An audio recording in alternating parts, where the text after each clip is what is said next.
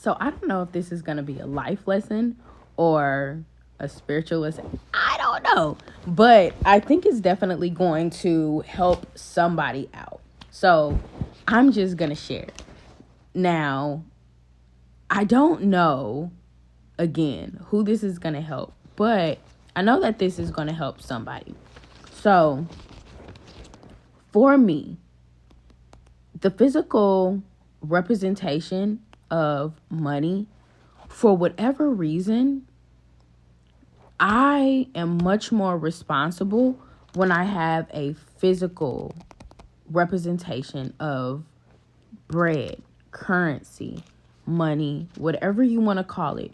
Whenever I have it in my possession and it's in its physical form, I am much more responsible with it than I am when it is just digital, virtual, out there in the world. For whatever reason, when it's in a digital form and I can just swipe it and I can't touch it or smell it or whatever, I'm not as responsible with it because it's not really there. It doesn't actually exist. It's just out there. It's just numbers, right? So if you are having issues with your finances, there's probably a spiritual and psychological connection that's for some reason missing. And I don't know who needs to hear this, but if you know, you know. And if this is something that you need to hear, then you'll get it. This get this form. Get this form. It doesn't matter the amount. Don't get hung up on the amount. It doesn't need to be hundreds of dollars. It doesn't need to be 20s. I don't believe that actually even really matters. You just need to have the physical representation of currency, bread, money, in your possession, in your wallet, in your purse, and not the digital form that you can't see and it's just numbers out there that can be manipulated and it doesn't even actually exist. You need it to exist. For whatever reason, you need it to exist. And as I'm talking to you guys, I'm really thinking that the reason why this is because everything in life is a spiritual thing. So until you bring it out of thought, which as long as it's just sitting in the bank and it's not physical, it's just numbers, until you actually bring it out and you can touch it and feel it in your hands, it's not necessarily real. And of course, yes, if we get deep into it, as far as America goes, then even in the physical paper form, it doesn't exist and it's not real. But let's hang that as a balloon for now. Let's not get that deep. You need to have this in your possession.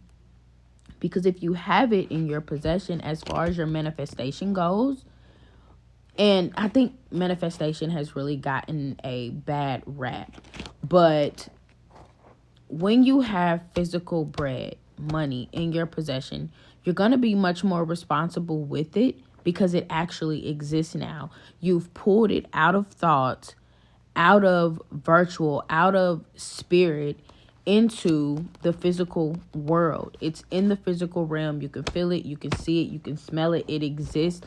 Now you are charged with having to be responsible with it. You need that mind physical connection so that you can actually have to be accountable. I believe that this is the reason why a lot of people are struggling financially, because there is not a connection of the finances. some people have it. This message is not for everybody. Some people got it. Some people are responsible. And it didn't take for them to need the physical representation of it in their hand. But there is a remnant of us, like myself, to where if it's not in my hand and I can just swipe it, I'm gonna spend it without a care in the world. But when it's in my possession, I'm much more responsible with it. And it makes me think about Jesus and the young boy with the 3 fish and the 5 loaves. I know this sounds crazy and it probably doesn't make sense to a lot of people, but the people that are supposed to understand will understand. When Jesus went out with his disciples to feed the multitude, all they ended up having to feed the multitude of people, which could have been hundreds, thousands, whatever, the amount of food that they had was just 3 fish and 5 loaves of bread. That 3 fish and 5 loaves of bread were able to feed hundreds, thousands of people when it actually only was supposed to be able to feed that boy and maybe one other person, because that's all his mom had packed for him that day. But for whatever reason, that small amount was able to stretch a long way. I tell you that because even though there may be a small amount that you make a withdrawal on to bring out of the spirit realm into the physical realm, because that's what you're doing when you take those digital numbers from your bank account and bring them out into the real world. That's what you're doing. Even if you do it in small amounts, you still have the physical representation, and you're going to be much more responsible with it. And then you will have to be accountable for using it and spending it wisely. I feel like I have to be careful with my words, because I feel like in a way you have to say things the way how God gives them to you. And all the time when it comes to you, it doesn't sound normal when you have to give the message. But those that are supposed to get it will get it.